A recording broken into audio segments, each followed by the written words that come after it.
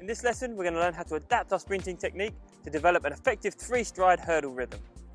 So we'll begin by warming up and mobilizing the hips, and then we're going to learn how to create stiffness that gives us an upright posture in between the hurdles. And from here, we're going to learn how to do the 3-stride hurdle rhythm and have a look at the acceleration to the first hurdle.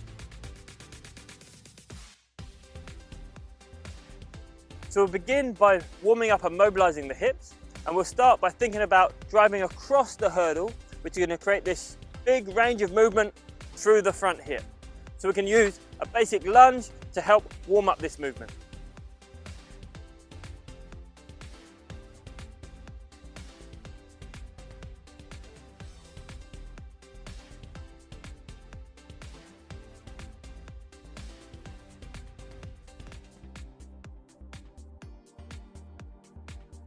Now, as we drive across the hurdle, we're going to go through this straight leg position with the lead leg. So we want to warm up our hamstrings, and we can do this with a basic kick to help create range through our hamstrings.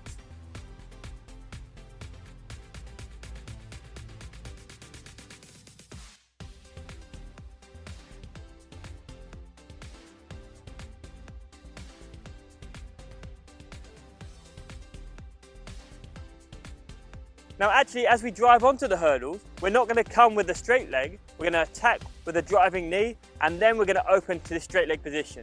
And from here, our job is to put our foot back onto the ground. So we can use the B-skip to practice this movement, come through a high knee and extension, and then putting our foot back down under the hips.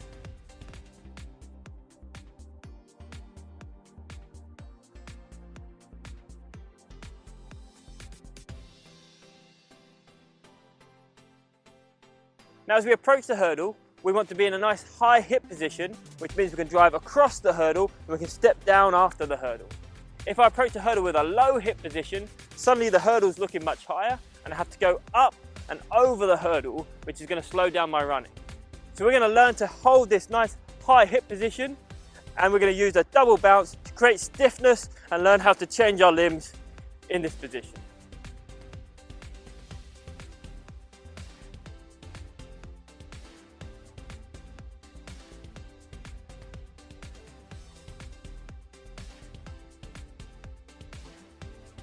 So now that we've got this nice high hip position and this stiffness in our contacts, we need to move forward to the next hurdle.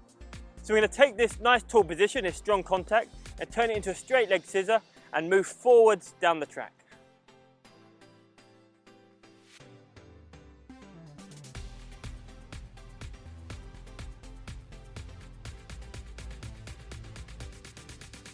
Now the key to fast hurdling is how quickly we can move our feet in between the hurdles.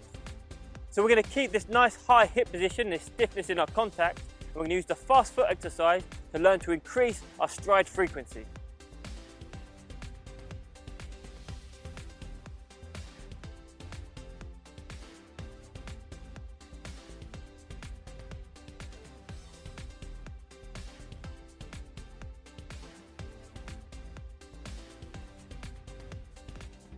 Now most athletes have a preferred lead leg over the hurdle. So we're going to begin by finding out which one it is for our athletes by setting out a series of small hurdles, evenly spaced at maybe 5 to 7 meters. And we're going to have them run down the hurdles, and all we're asking them to do is to lead with the same leg on each hurdle.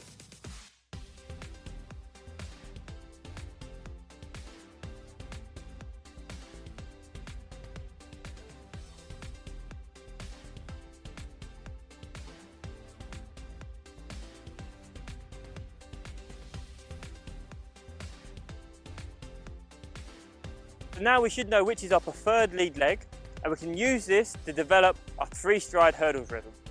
So as we land over the first hurdle, we're going to land on our lead leg, we're going to have 1, 2, 3, and back over with the same lead leg.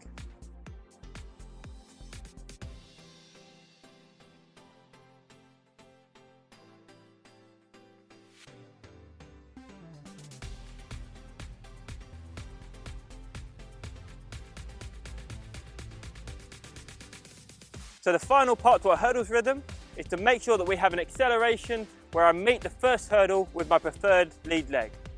So we're going to use an 8-stride rhythm to the first hurdle, which should be 8 to 10 meters away. And if I want to have my right leg as my lead leg, it should be my right leg that's the first step in the acceleration. And that means as I reach the first hurdle, I'll have a 7, 8, and I'll be on my preferred lead leg over the first hurdle.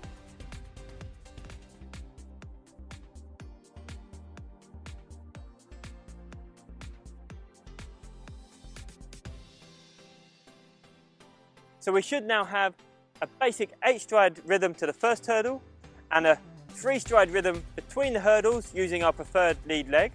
And we know how to hold a nice high hip position and to increase our stride frequency to increase our speed. The final thing to do is to apply our new skills in some competitive scenarios and have some fun.